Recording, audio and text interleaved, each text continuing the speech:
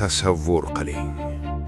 Bir tongda butun futbol olami uyg'onadi va sarlavha shunday: Cristiano Ronaldo Real Madridni sotib oldi.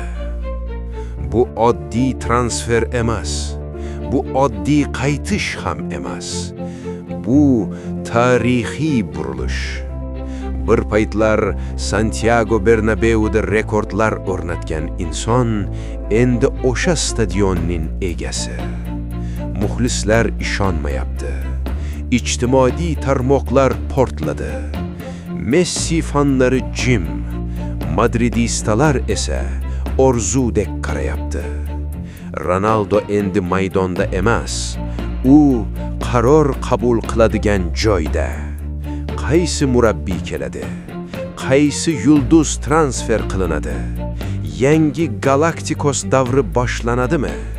Chunki ba'zi odamlar klubni tark etadi, lekin afsonalar uni boshqarish uchun qaytadi.